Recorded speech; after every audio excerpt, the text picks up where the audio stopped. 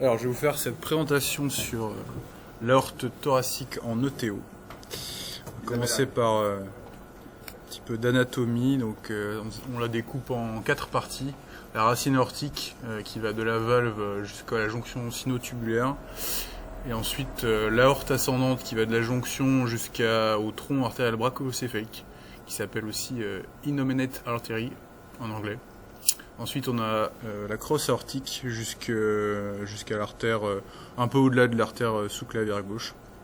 Et pour finir, l'aorte thoracique descendante qui va jusqu'au diaphragme. Donc en ETO, ce qui est préconisé dans le cours, c'est de commencer en fait par, après avoir fini les coupes transgastriques, de remonter l'aorte. Donc à savoir quand vous avez fini vos coupes transgastriques, vous tournez l'échographe vers la gauche. Vous allez obtenir une coupe petit axe, donc à 0 degré de l'aorte descendante.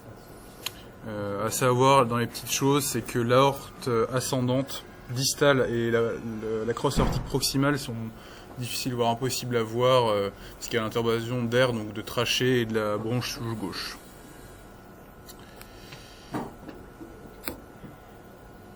Alors, une fois que vous avez tourné la sonde à gauche, vous arrivez en premier sur cette vue à 0 degré, qui est la mid-œsophagale aorte descendante petit axe.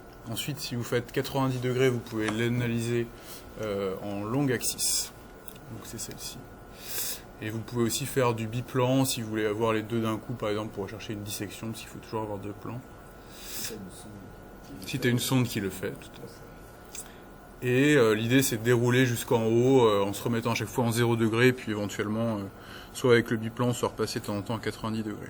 Et juste l'image du bas là pour ceux qui ont suivi les autres présentations, à gauche de l'image c'est le bas de l'aorte ou le haut de l'aorte? Celle qui est en long axe. C'est le bas de l'aorte à gauche, tout le monde est d'accord avec ça? Je me dis, tu poses la question, c'est qu'il y a un piège? Non. Moi, je dis le haut à gauche. Non, je vous ai juste dit, le premier cours, je vous ai dit, quand vous mettez votre moteur, vous tournez à 90 degrés, le bas est à gauche et le haut est à droite. Ça, c'est toujours vrai. Donc, si c'est la veine cave inférieure, ce sera la veine cave inférieure. Et donc là, ce sera forcément. Du coup, le bas de l'aorte est à gauche et le haut de l'aorte est à droite. Merci d'appuyer sur ce point parce qu'il y aura un QCM piège à ce propos par la suite. Ensuite, on arrive progressivement à la crosse aortique, donc qu'on va aborder si on remonte à 0 degré en fait en long axe puisque la crosse devient horizontale. Et donc, la première image c'est celle-ci. Alors là, à l'inverse, à gauche vous avez la droite et à droite vous avez la gauche parce qu'on a 0 degré, donc c'est un plan horizontal. Vous pouvez basculer à 90 degrés pour vous retrouver avec la... Donc là on est en coupe upper œsophagienne, c'est plus du mid-œsophagien. Dès qu'on a la crosse, vous allez vous retrouver en upper œsophagien, aortic arch, short axis. Et donc, qu'est-ce qu'on va trouver là? Qui sera en bas du coup, puisqu'on a 90 degrés, c'est en fait le tronc de la paix qui part comme ça, avec la valve pulmonaire et le VD. Je vous ai mis une petite coupe là, c'est pas forcément très clair, mais on voit quand même que on coupe finalement l'artère pulmonaire qui est en bas de la crosse aortique, qu'on coupe en petit axe.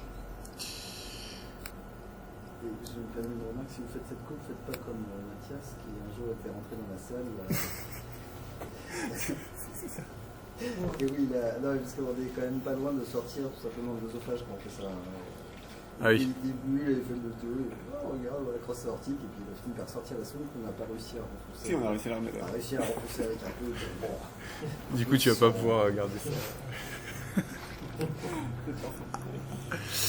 Ensuite, donc, une fois que vous êtes là, en fait, alors, il va falloir un peu... Là, vous aviez bien déroulé votre aorte, il va falloir se remettre sur une autre coupe, en fait, pour obtenir la racine aortique. On va être plus conventionnel, on va revenir à une coupe long axe de la valve aortique en mid-œsophagien, qui part, en fait, de la coupe 4 cavités, enfin, 4 chamber, où il y a l'oreillette gauche ici, et on va à 120 degrés pour avoir la chambre de chasse ici, la valve aortique, la racine ici. C'est pour les coupes où on voit l'extension notamment des dissections aortiques. Et donc, une fois que vous êtes ici, que vous avez bien cette coupe, vous allez, alors là c'est pas facile à voir, mais en fait vous allez retirer progressivement pour essayer de dérouler la courbe aortique.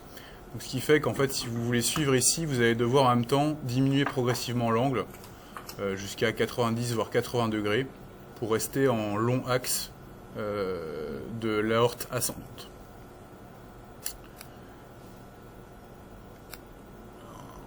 Ensuite, on va arriver, donc après avoir fait ce que je vous ai dit, donc on s'est réaxé dans l'axe de l'aorte ascendante. Et quand on voit l'aorte ascendante, au premier plan, on va avoir l'artère pulmonaire droite devant nous. Donc si on part de la coupe à 0 degré, en fait c'est une coupe, on va voir ici l'aorte ascendante en petit axe, l'artère pulmonaire droite en long axe, et ici il y aura la veine cave sup. Si on part à 120 degrés, enfin entre 120 et 90 degrés, on va, en fonction de l'endroit où on est sur cette courbure, on va voir la même chose en long axe. Toujours avec ici l'artère pulmonaire droite en petit axe.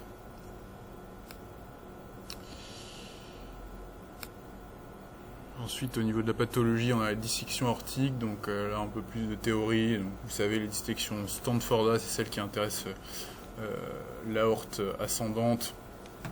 Enfin, c'est pas exact ce que j'ai dit. C'est celle qui intéresse en fait l'aorte thoracique au-delà, enfin entre la valve aortique et l'artère subclavière gauche.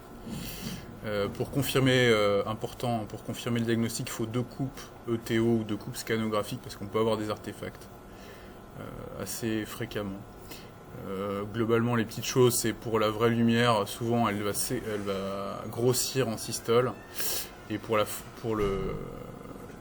faux chenal, on va dire, elle va être plus large en général avec un contraste spontané, voire une visualisation d'un thrombus, quoi.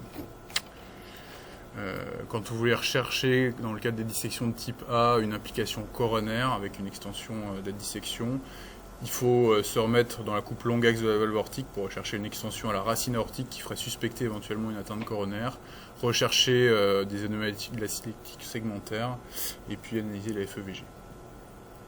Et enfin, il faut évaluer la valve aortique à la recherche d'une insuffisance aortique. Voilà, vous en avez une en biplan qui est bien évidente, même chose avec le scanner ici. Là, c'est une extension à la valve aortique avec on voit 2 fausses membranes ici. Sur les troubles de la signalétique segmentaire, ils ont toutes les chances d'être quand même très très très brillants. C'est l'ostium gauche, l'ostium droit qui serait à la fin. Pas besoin de faire un truc très fin, quoi. D'accord. Si on voit un VG qui ne bouge pas du tout, une dissection de l'aorte, on pourra que le tronc gauche. Ça, c'était pour la grosse pathologie, on va dire, aiguë de l'aorte thoracique. Pour les pathologies chroniques, il y a surtout les anévrismes aortiques, qu'on peut bien voir ici, donc qui sont définis par une dilatation permanente qui fait au moins 1,5 fois le diamètre habituel, qui vont être, en tout cas dans les recommandations américaines, le traitement chirurgical c'est plus de 55 mm ou 42 si on a une maladie du tissu conjonctif type Marfan. Et en cas de chirurgie cardiaque associée, par exemple un pontage coronaire, considérer éventuellement une réparation au-delà de 45 mm. Si on va faire une sternotomie. 45 mm, ça veut dire que si vous venez pour une autre intervention, je sais pas, un RVM, un RVA, et que vous diagnostiquez une dilatation de l'aorte de plus de 45 mm, normalement ça doit faire discuter le remplacement de l'aorte ascendante si vous le trouvez. Donc il faut vraiment bien l'avoir en tête parce qu'il faudra discuter avec le chirurgien de modifier l'indication chirurgicale. Surtout s'il n'a pas été bien stratifié avant, s'il n'a pas eu de scanner, s'il a juste une ETT pour aller jusqu'à l'indication chirurgicale. Peut-être que vous allez découvrir cette anévrisme de l'aorte, donc ça peut changer l'indication chirurgicale. Il n'y a pas de critères évolutifs d'évolution entre 2 imageries, parce que souvent... Si, ouais, alors là c'est simplifié, en gros, c'est 55, c'est toujours une indication, et après, en fait, quand tu es entre 50 et 55, ça va prendre en compte le caractère évolutif. Et tu vois, pour les maladies, typiquement les Marfan, c'est dès 42-45 mm que la question se pose, bien avant. Et ensuite, dans la pathologie chronique, il y a l'athéorome aortique, alors qui peut s'évoquer dans le cours, c'est l'épi aortic scan. C'est plusieurs coupes en fait de la crosse et de l'aorte ascendante qui vont permettre d'évaluer un peu notamment le risque au niveau des cannulations.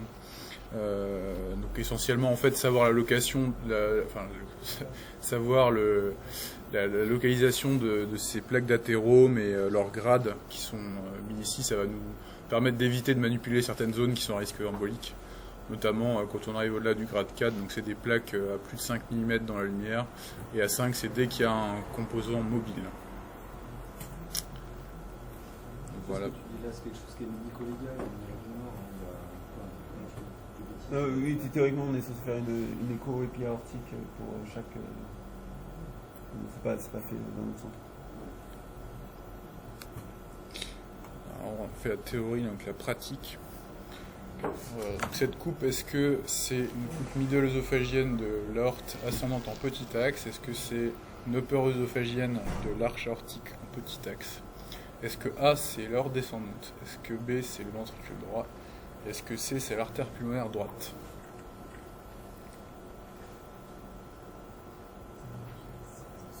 Là. Il y a plusieurs réponses possibles. Vas-y, lancez-vous. Oui, plusieurs réponses possibles.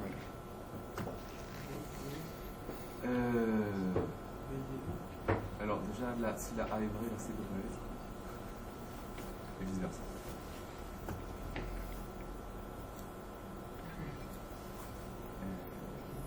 Déjà, la coupe, c'est...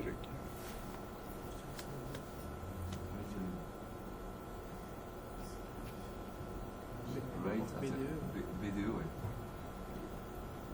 C'est pas mal. Alors, donc c'est bien le upper-œsophagienne de l'arche aortique, avec donc l'arche aortique et pas l'aorte descendante en A. Et du coup, comme on a 90 degrés, ce qui est dessous, c'est l'artère pulmonaire. C'est pas l'artère pulmonaire droite, c'est le petit piège.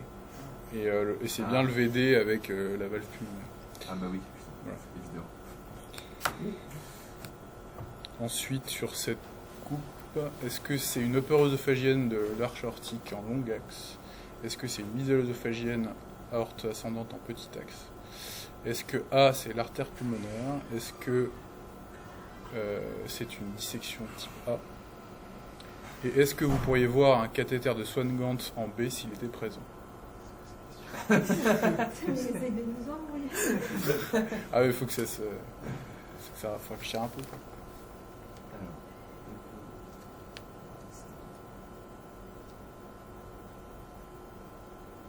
Voilà, c'est on entend tronc artériel pulmonaire.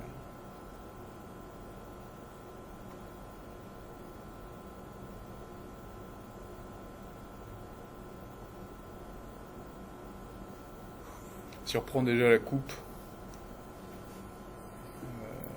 là on est à 0 degré. Donc, est-ce que vous arrivez à voir? Donc là, De la quelle elle est coupe en c'est long axe ou en coaxe?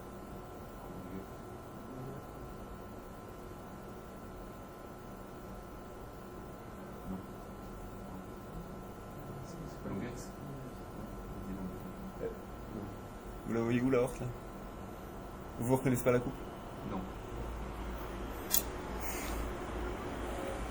Peut-être donner la Là réponse. c'est une coupe à 0 degré. En fait, c'est une mid-œsophagienne parce que c'est pas la crosse. Tu peux dire C'est une mid-œsophagienne parce que c'est pas la crosse, c'est l'aorte ascendante qui est en petit axe, avec devant l'artère pulmonaire droite en long axe. Et du coup, c'est pas une dissection. Et en fait, en B, c'est la veine cave supérieure, qu'effectivement vous pourriez voir un Swan-Ganz ici. Vous pourrez même le voir là s'il va dans l'artère pulmonaire droite. En fait, c'est une coupe des, je sais pas comment on appelle ça, mais c'est une middle œsophagienne ascendante aortique short axe. Voilà. Allez-y. Et donc, en plein milieu, c'est là. Ouais, mais en fait, on a l'impression qu'il y a une jonction entre. Oui, voilà. Il y a une communication Oui, entre la veine mais non. cave sup et la. Ouais, ici normalement, ici parfois tu peux voir un beau Y avec ici tu vois le tronc de l'AP et parfois tu peux même voir l'AP gauche qui part par ici. Mais là c'est un peu caché, on voit pas très bien, mais c'est une image vraiment classique où vous avez ici ce Y qui donne, qui est souvent tronqué sur l'artère pulmonaire gauche, mais dont on voit bien l'artère pulmonaire droite et vous avez l'aorte en corax et la veine cave supérieure ici. Ah, C'est ok, sur cette- C'est sur cette coupe aussi qu'on fait la variabilité de la veine cave sup à 36% décrit par Villard-Baron pour voir s'il y a une précharge-dépendance. Et là, on a une espèce de cône d'ombre qui est sûrement soit la branche souche, soit la trachée. Plutôt la branche souche droite d'ailleurs. qui empêche en fait de On dirait voir. qu'il y a une continuité entre Mais là, ouais, et- ici, probablement. Bah, Donc c'est ça qui nous perturbe. Oui, alors c'est vrai que c'est plus C'est difficile très de faire fin, des ouais. images statiques, mais c'est souvent qu'on a des artefacts comme ça. Du coup, dans ton diapo, Jordan, c'est la première coupe que tu nous as montrée en fait. T'as commencé avec celle-là. Je sais plus. Mais elle avait déjà été montrée. Mais elle a été Non, montrée. mais ouais. oui, mais. Oui. Je sais plus si c'était la première. Non, parce que j'avais commencé par l'aorte descendante. D'accord. On, Et après, on part de la coupe transgastrique, on remonte après. Après Après, c'était. t'avais montré l'arche et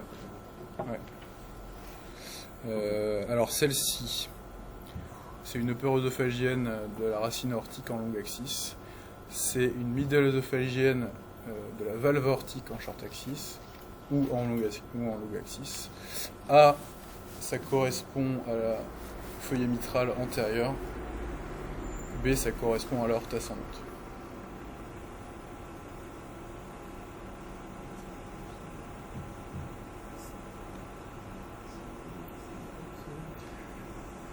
Allez, je crois qu'il n'y a pas de piège dans ce jeu.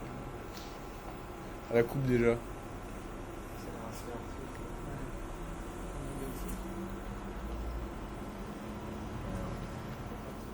C'est une upper œsophagienne. Non, c'est une. Ouais. C'est.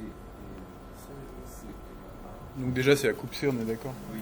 Alors la A en fait elle est pareille parce que c'est pas une upper œsophagienne et en fait l'aortic root elle n'existe pas. Donc c'est bien une aortic valve lax. Non mais du coup il y avait deux trucs pour dire que c'était faux quoi.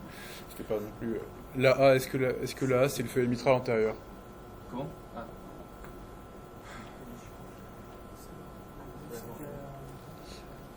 C'est ça, parce que c'est le feuillet qui est vers l'aorte en fait. Donc c'est effectivement ça. Et du coup, est-ce que B c'est l'aorte ascendante? C'est pas la racine aortique. C'est la racine aortique, ouais. Là, exactement, c'est ça. Donc, c'est important. Non, mais c'est- Non, mais Non, mais c'est parce que- l'aorte ascendante, théoriquement, elle commence après la jonction sinotubulaire. Elle donc commence je veux dire, après. Mais c'est juste parce qu'au début du cours, j'ai mis anatomie en 4 parties, donc j'ai bien séparé les deux, donc c'est pour faire un petit rappel, mais c'est pas très important effectivement.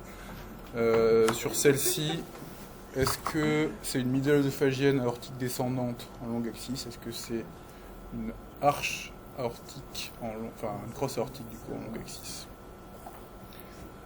Et après, bah, est-ce que sur cette coupe, vous pourriez voir un reversal flow en cas d'insuffisance aortique sévère, de la droite vers la gauche de l'image?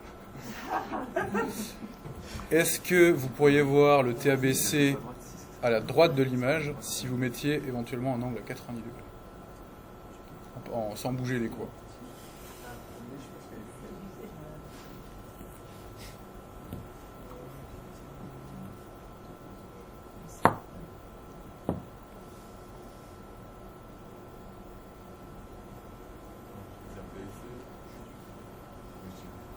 Et prédire l'âge du capitaine, c'est possible, je crois. Ah, c'est pour faire travailler un peu en 3D quoi. Celle-là elle est vraiment vache. Ouais.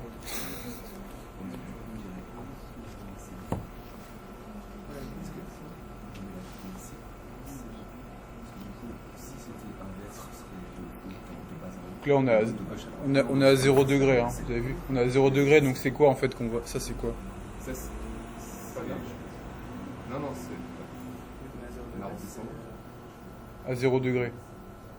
Quelle partie de l'aorte est horizontale à 0 degré? Ça peut être que l'arche, c'est Ouais, c'est la crosse aortique. En fait, les deux premières sont fausses parce que c'est une upper œsophagienne, si vous avez compris. Et du coup, est-ce que celle-là, est-ce que un reversal flow serait de la droite vers la gauche de l'image?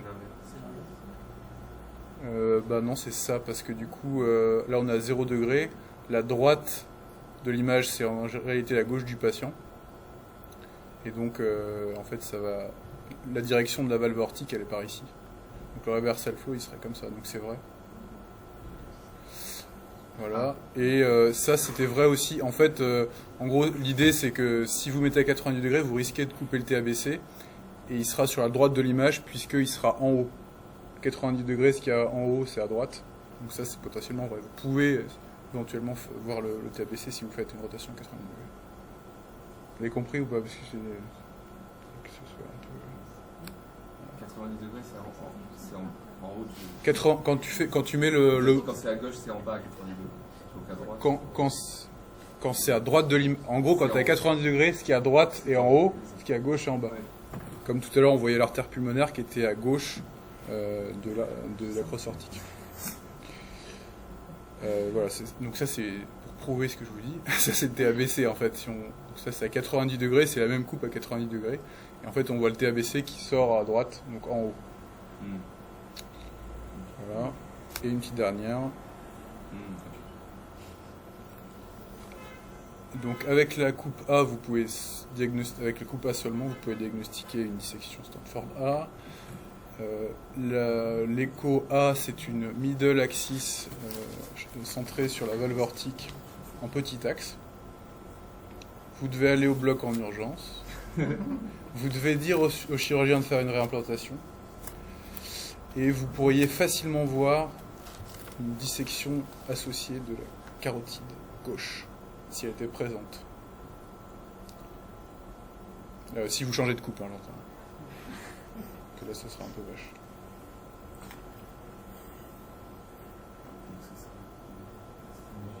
C'est un peu des conneries. Donc là, est-ce qu'elle est vraie, du coup? Non. On l'a dit tout à l'heure, il faut 2 coupes pour diagnostiquer une dissection. Donc même si ça paraît assez évident, il faut quand même s'assurer que c'est pas un artefact. Même si là, ça paraît quand même assez évident. La A, du coup, c'est une middle axis, enfin c'est une middle œsophagienne centrée sur la valve aortique, effectivement, mais c'est en longue axis, du coup. C'est la fameuse coupe à 120 degrés quand on part de la fourth chamber. La C, elle est vraie. La D, alors il n'y aura pas forcément, on peut le suspecter parce que ça, effectivement, ça arrive quasiment à la racine aortique, donc on peut suspecter qu'il peut y avoir une atteinte de la coronaire, mais en tout cas, vous pouvez pas le dire au chirurgien avant. Pérop, je pense que c'est un peu difficile. Et la E est pas vraie parce qu'en fait, je vous ai dit, du coup, la partie proximale de la crosse aortique est souvent difficile à voir à cause des artefacts. Donc vous pouvez pas facilement le voir si c'est présent. Enfin, je sais pas si c'est l'expérience que vous avez au bloc, mais Non, ouais, c'est assez difficile, c'est difficile de la voir. Après, dans certains cas, on la voit très bien, mais c'est pas toujours facile de mettre en évidence les troncs supraortiques. Puis il y a toujours le risque que disait Rémi quand tu commences à explorer les troncs supraortiques, c'est de te retrouver dans la bouche et plus dans l'œsophage. Ça c'est la même coupe à 0 degré. En fait, ça tranche ici, en fait. C'est ce qui tranche ici avec le début d'hyperéchogénicité ici dans le faux chenal. Enfin, c'est quasiment un hématome déjà. Voilà, fini. En haut. De rien.